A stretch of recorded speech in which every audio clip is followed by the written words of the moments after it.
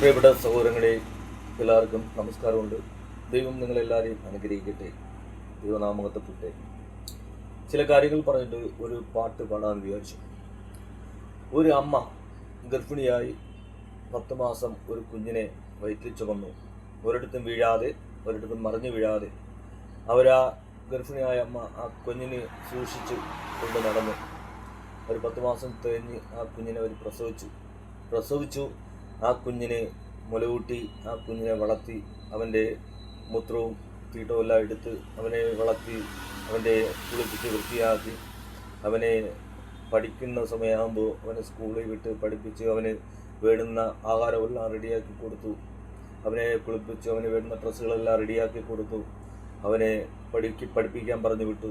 അവൻ സ്കൂളിൽ നിന്ന് വരുമ്പോൾ അവനാവശ്യമായ ആഹാരവും ചായയെല്ലാം കൊടുത്ത് അവനെ നല്ല രീതിയിൽ നോക്കി, അവനെ വളർത്തി വലുതാക്കി.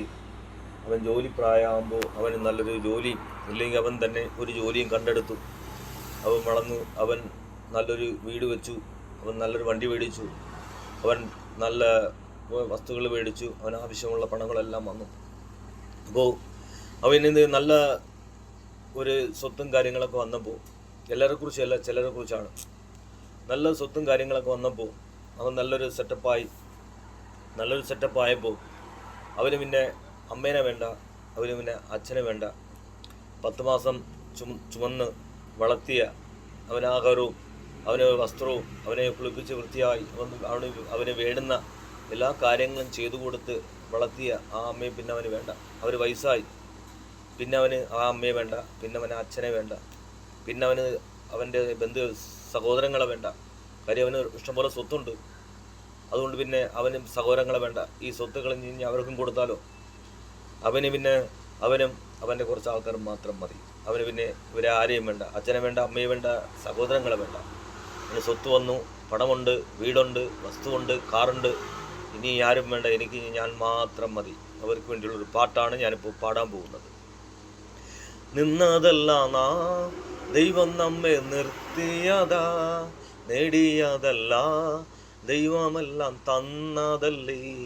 നിന്നതല്ല ദൈവം നമ്മെ നിർത്തിയതാ, നേടിയതല്ല ദൈവമെല്ലാം തന്നതല്ലേ. നടത്തിയ വിധങ്ങളെ ഓർത്തിടുമ്പോ നന്ദിയോടെ നാഥനെ സ്തുതി പാടിടാ. നടത്തിയ വിധങ്ങളെ ഓർത്തിടുമ്പോ നന്ദിയോടെ നാഥനെ സ്തുതി പാടിടാ. ഇത്രത്തോളം ജയം തന്ന ദൈവത്തിന് സ്തോത്രം, ഇതുവരെ കരുതിയ രക്ഷകന് സ്തോത്രം. ഇത്രത്തോളം ജയം തന്ന ദൈവത്തിന് സ്തോത്രം, ഇതുവരെ കരുതിയ രക്ഷകന് സ്തോത്രം. ഇനിയും കൃപ തോന്നി കരുതിടണേ, ഇനിയും നടത്തണേ തിരുഗീതമ്പോ. ഇനിയും കൃപ തോന്നി കരുതിടണേ, ഇനിയും നടത്തണേ തിരുഗീതമ്പോ. Okay, thank you. ദൈവം നമ്മളെ സൃഷ്ടിച്ചു, ദൈവം നമ്മളെ നടത്തുന്നു. അല്ലാതെ നമ്മളെ സ്വന്തം ആരോഗ്യം കൊണ്ടോ, അല്ലെ നമ്മളെ പണം കൊണ്ടോ, നമ്മളെ സമ്പത്ത് കൊണ്ടോ അല്ല നമ്മൾ ജീവിക്കുന്നത്, നടക്കുന്നത്. ദൈവത്തിൻ്റെ കൃപയാൽ ദൈവം നമ്മളെ നടത്തുന്നു. ദൈവം നിന്നെ മാറ്റിയാൽ മാറിയത് തന്നെ. സഹോദര, നിന്റെ കഴിവ് കൊണ്ടോ നിന്റെ ബലം കൊണ്ടോ അല്ല ഈ ഭൂമി ജീവിക്കുന്നത്. ദൈവത്തിൻ്റെ ദയയെത്രയേ, ദൈവത്തിൻ്റെ സ്നേഹമെത്രയേ, ദൈവത്തിൻ്റെ കൃപയെത്രയേ നിന്നിൽ വ്യാപരിക്കുന്നത്. അതുകൊണ്ട് നീ നടക്കുന്നു, അതുകൊണ്ട് നീ ജീവിക്കുന്നു, അതുകൊണ്ട് നിന്റെ കാര്യങ്ങൾ നീ ക്രമീകരിക്കുന്നു.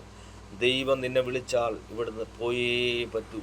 അതുകൊണ്ട് സഹോദര, ദൈവത്തെ ഭയപ്പെട്ട് ജീവിച്ചാൽ നിനക്ക് കുറച്ച് നാളും കൂടെ ഈ ഭൂമിയിൽ ജീവിക്കാം.